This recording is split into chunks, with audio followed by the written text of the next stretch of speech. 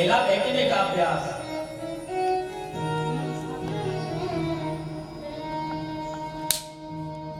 दूसरा है जिदत श्वासो,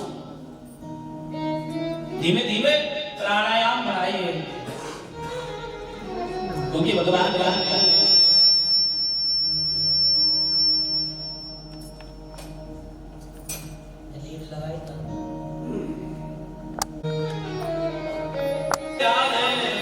राधे।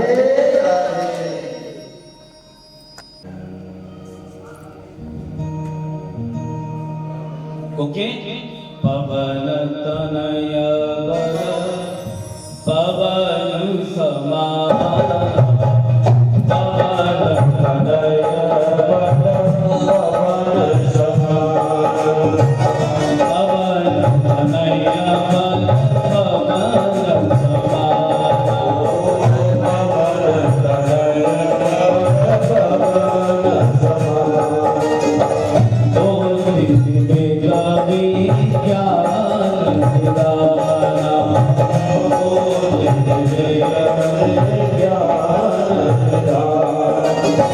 श्री राम जय राम जय जय राम, श्री राम जय राम जय राम, श्री राम जय राम जय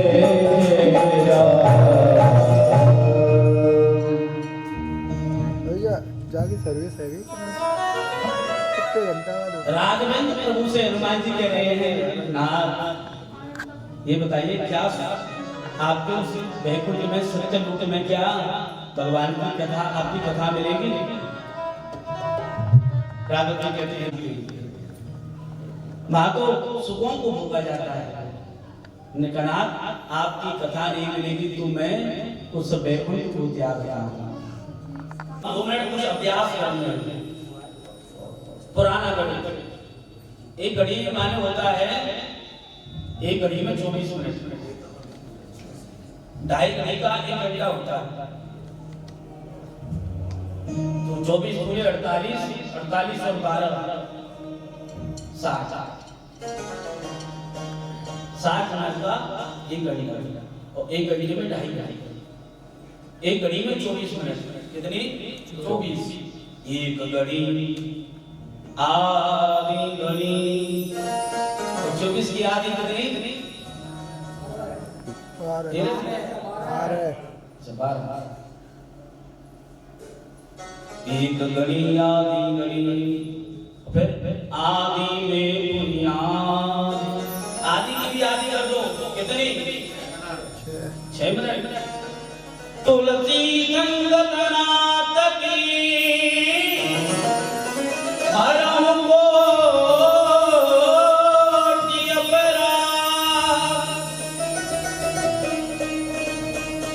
अगर हमने 6 मिनट भी सत्संग कर लिया मन से, या हमको 24 घंटे जब तक माला करने की आवश्यकता नहीं, अगर हमने 6 मिनट भी अगर भाव से मन से अगर हमने कथा सुन ली, सतगुरु की सेवा कर ली, या किसी समग्रंथ की, किसी सज्जन व्यक्ति की सेवा कर ली, तो हमारे 24 घंटे में जो हम तप करेंगे उसका फल हमको मिलेगा। और हम जीवन पर्यंत कथा सुनते रहे और सच्चे मन से 2 पढ़ी, 2 घड़ी, 2 पल भी हमने सत्संग नहीं सुना महाराज, तो मुक्ति नहीं हो सकती, क्योंकि खटवांग राजा को 2.5 घड़ी के सत्संग ने स्वर्ग की प्राप्ति करा दिया। ताप स्वर्ग अपवर्ग सुख धरिए तुला एक अंक। महाराज सत्संग की तुलना स्वर्ग से बढ़कर के है। जब भगवान अपनी लीला को विश्राम कर रहे थे, श्री राम जब रास लेते समय राम कहे और सांस तीसरा है चित संयोग, सत्संग करो अच्छे लोग। बुरी बात होती है गाली देना, तुम ना गाली दो, तुम अच्छी बात कहो, तुम अच्छी बात कहो। बस एक बात बताना, कथा में अगर बुजुर्ग आते हैं तो एक अलग आनंद रहता है। बुजुर्गों की उपस्थिति का मतलब है आशीर्वाद, क्योंकि इस उम्र पर आकर के जो व्यक्ति कथा सुनता है वो कथा सुनता है।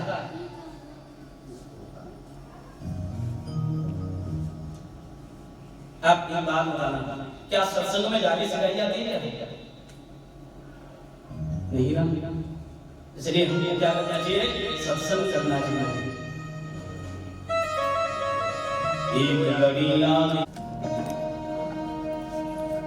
कि हम पांच काम करेंगे, भजन नहीं कर सकते, हम एक नियम बना लें। क्या इनको ज्यादा करते कि हमारा प्राणायाम भी हो जाएगा और हमारी जो सांसें हैं उन सांसों की गिनती परमात्मा के खाते में लिख जाएगी। ध्यान से सुनिएगा। भोला भाला ज्ञानी बलवान हनुमान जी का चरित्र हमको सिखाता है। हनुमान जी से ज्यादा बलशाली संसार में कोई नहीं है, उनसे ज्ञानी कोई नहीं और उनसे भोला कोई नहीं। संकट रात की हरम कोटि अपराध, सोले से संकट साध की हरम कोट अपराध।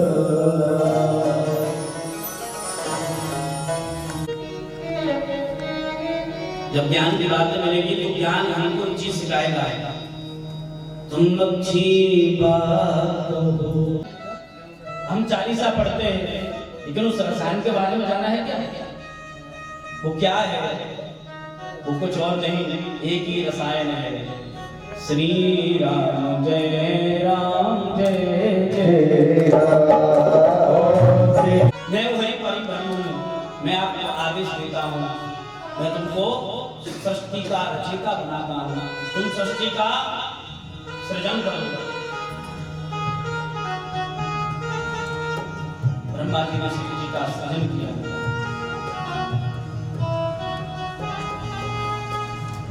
आगे एक 52 चरित्र आता है।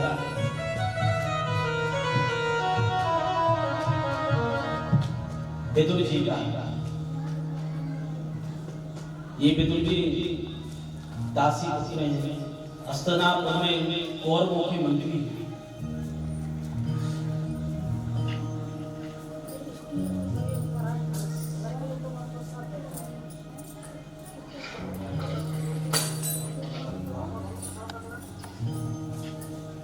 बोले भक्ति वत्सल भगवान की जय। उनके भाई हैं धृतराष्ट्र, जो जन्म से बंधे हैं, उनको उन्हीं के कक्ष में समझा रहे हैं कि तुम्हारे जो पुत्र दुर्योधन हैं और तुम्हारे अन्य पुत्र हैं वो पांडवों के साथ में बहुत गलत कर रहे हैं। उनके राज्य में वापस कर दो। युधिष्ठिर महात्मा है, लेकिन युधिष्ठिर का जो भाई है भीम, वो काल के सर्प के समान है। कहीं पांडवों का प्रतिशोध हम सबको जला करके भस्म न कर दे, उससे पूर्व हम उनको उनका जो भाग है वो दे दें।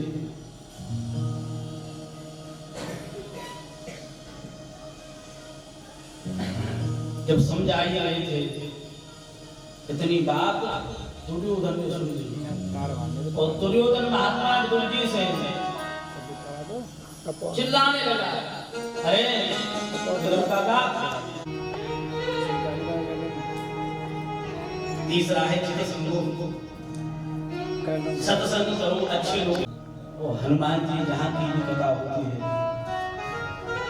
सिर पर हाथ धर के ऐसे दौड़ते हैं कि मैं इस कथा के एक शब्द से वंचित न रह जाऊं। ऐसा कोई पुराण नहीं बना, ऐसा कोई चरित्र नहीं बना, ऐसी कोई कथा नहीं बनी जो हनुमान जी ने न सुनी। लेकिन हनुमान जी के पास में समय विभीषण ने लंकापुरी का त्याग कर दिया, उसका दुर्भाग्य उसी दिन लग गया।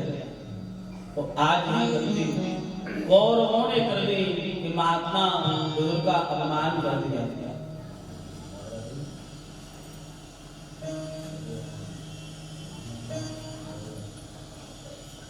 कुछ दिनों के बाद में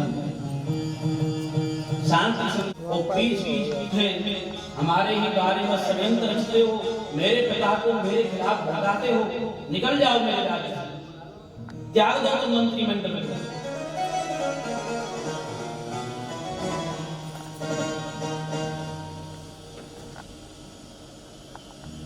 बंधो, रावण ने और दुर्योधन ने दो गलतियां एक जैसी कर दी। विदुर काका कोई और नहीं, विदुर जी ये साक्षात यमराज के बता रहे हैं।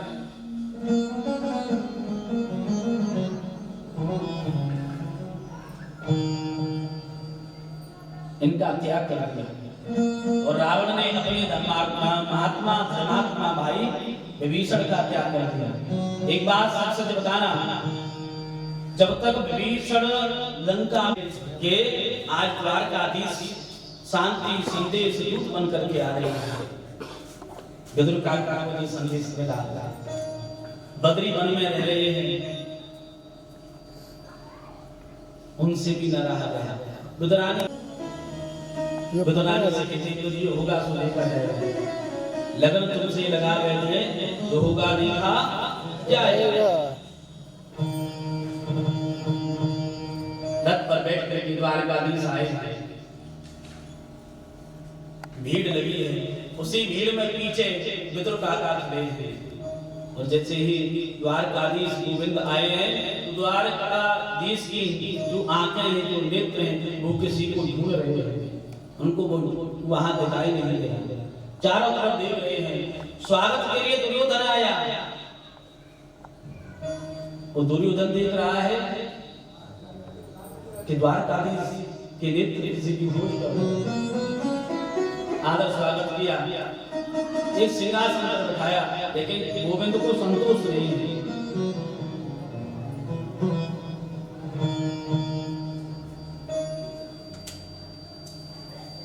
गोविंद ने दाएं की तरफ से प्रस्ताव रखा, शांति संदेश। उन्होंने कहा दुर्योधन, मैंने तुझसे कभी दुर्योधन नहीं कहा, मैं तुझसे कहता हूँ सुयोधन। सुयोधन, एक बात बताओ, पांडव तुम्हारे भाई हैं कि हाँ उनको राज्य देते, मना कर दिया नहीं? उन्होंने कहा तुम 5 गांव दे दो। सुयोधन ने मना कर दिया नहीं, मैं 5 गांव की तुम कहते हो, मैं श्री के बराबर जमीन नहीं दूंगा। मैंने कहा इसमें गोविंद कहते इसका परिणाम युद्ध होगा, मुझे युद्ध स्वीकार है, लेकिन मैं भूमि श्री की लोक के बराबर भूमि उनको पांडवों को नहीं दे सकता। गोविंद ने कहा जैसी आपकी इच्छा। गोविंद से कहता है दुर्योधन आप भोजन प्रसादी पाई, तो गोविंद मना कर देते हैं। गोविंद कहते हैं कि मेरा आज जो निमंत्रण है वो विदुर काका के यहाँ है, और बंधो विदुर काका को इस बात की कोई सूचना नहीं है। जब ये विदुर काका के कान में आवाज पहुंची, विदुर काका सीधे भागे बाजार से सामान लेने के लिए, क्योंकि इसका भरोसा नहीं कितनी देर में आ जाएगा। भगवान कहते 2 स्थितियों में भोजन किया जाता है, या तो हमें भूख लगी हो या खाने वाले के अंदर भाव हो। आपने देखा होगा बहुत से व्यक्ति घर से भोजन करके आए हैं, लेकिन जैसे हमारे शास्त्री जी बहुत कम भोजन करते हैं, लेकिन किसी का अगर भाव है तो भोजन भी करते हैं, किसी का हृदय नहीं तो खाना चाहिए।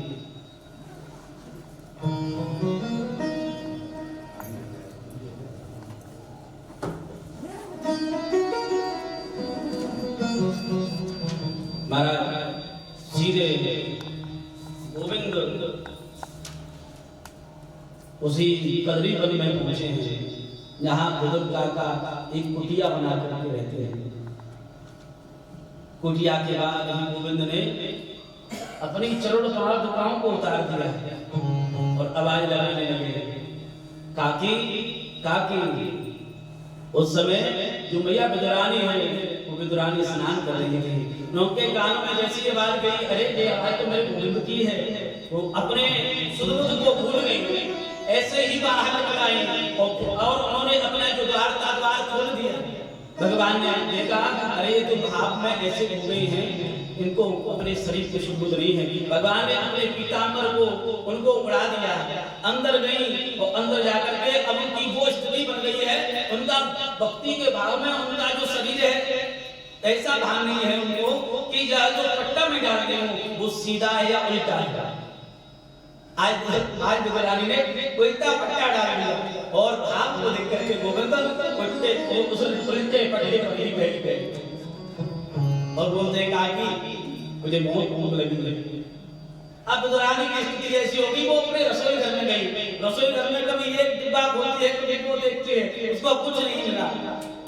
अब वहीं 2-3 दिन पहले के केले पड़े थे, भाव में उन्हीं केलों को ले आई और भाव में इतनी पागल हो गई विद्यारानी कि महाराज जो गिरी है, जो कूदा है, कूदा को फेंकती जा रही है और भाव में छिलके को खिलाती जा रही है और गोविंद छिलके को खाते जा रहे हैं।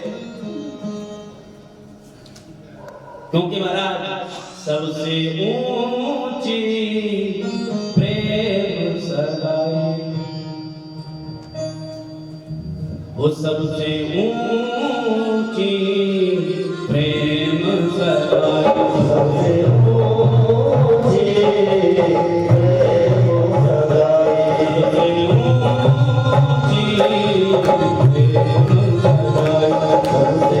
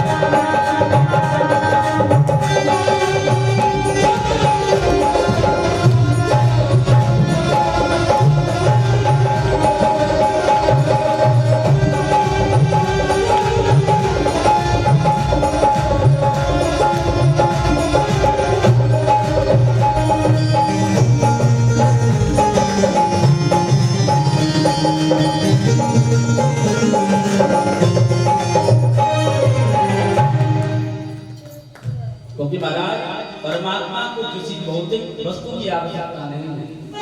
परमात्मा दिखता है तो क्या दिखता है? क्या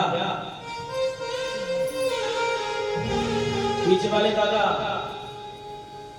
मूंछर वाले काका,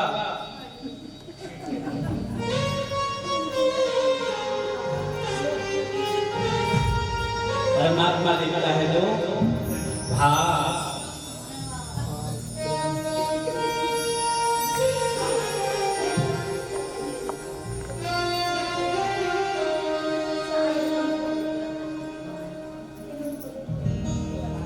जिस परमात्मा के लिए लोग 56 मौके था दिए होते हैं कि ठाकुर हमारा भोग लगा ले, हमारा भोग लगा ले, तो वही ठाकुर है विदुरानी मैया के 3 दिन पहले